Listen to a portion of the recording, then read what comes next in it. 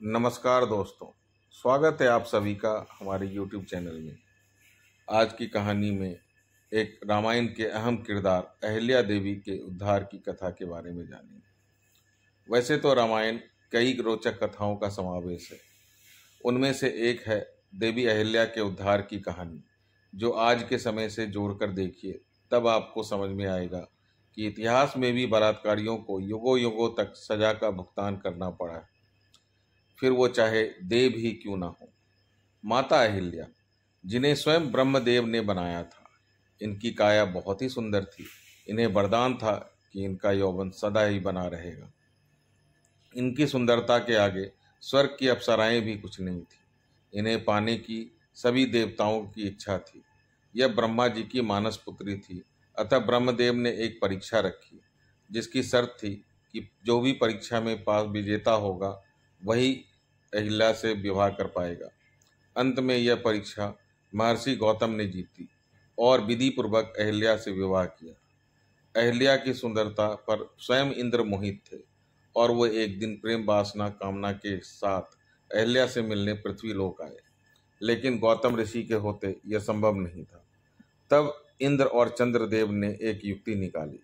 महर्षि गौतम ब्रह्म काल में गंगा स्नान करते थे।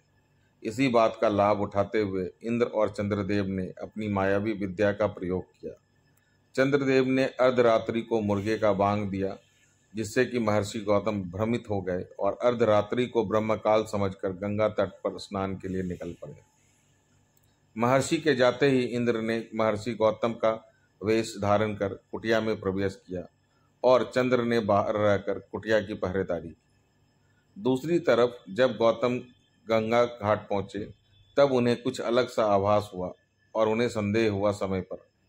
तब गंगा मैया ने प्रकट होकर गौतम ऋषि को बताया कि यह इंद्र का रचा हुआ मायाजाल है। वो अपनी गलत नीयत लिए अहिल्या के साथ कुकृत्य की लालसा से पृथ्वी लोक पर आया है। यह सुनते ही गौतम ऋषि क्रोध से भर गए और तेजी से कुटिया की तरफ लौटे।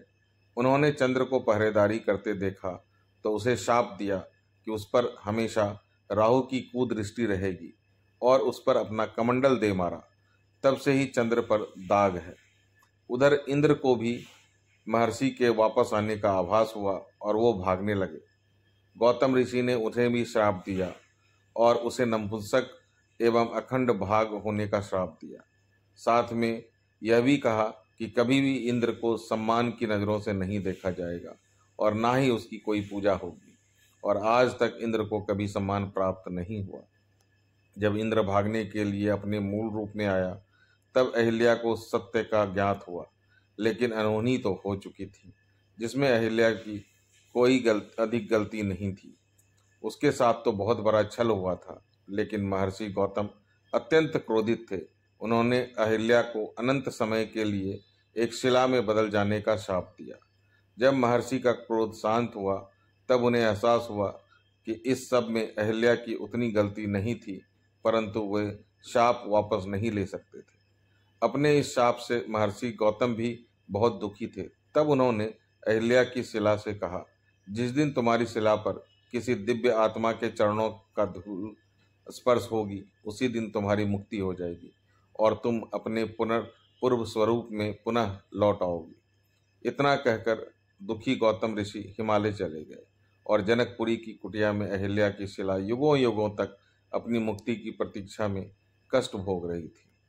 युगों बीतने के बाद जब महर्षि विश्वामित्र राक्षसी तारका का वध के लिए अयोध्या से प्रभु श्री राम और लक्ष्मण को लेकर आए, तब तारका का वध के बाद वो यज्ञ के लिए आगे बढ़ रहे थे। तभी प्रभु की नज़र उस वीरान कुटिया पे पड़ी और वो वहाँ पे रुक गए। उन्होंने महर्षि विश्वामित्र से पूछा, हे गुरुवर, यह कुटिया किसकी है जहाँ वीरानी है, जहाँ ऐसा प्रतीत होता है कि कोई युगों से नहीं आया, कोई पशु पक्षी भी यहाँ दिखाई सुनाई नहीं पड़ता। आखिर क्या है यह इस जगह का रहस्य? तब महर्षि विश्वामित्र कहते हैं, राम, यह कुटिया तुम्हारे लिए प्रतीक्षा कर रही है। यहाँ बनी वह शिला तुम्हारे चरणों के धूल के लिए युगों युगों से तुम्हारी प्रतीक्षा कर रही है। राम पूछते हैं, कौन है यह शिला और क्यों मेरी प्रतीक्षा कर रही है? तो महर्षि विश्वामित्र राम और लक्ष्मण को देवी अहिल्या के जीवन की पूरी कथा सुनाते हैं। कथा सुनने के बाद राम अपने चरण से शिला पर स्पर्श करते हैं और देखते ही देखते शिला एक सुंदर स्त्री में बदल जाती है और प्रभु राम का वंदन करती है।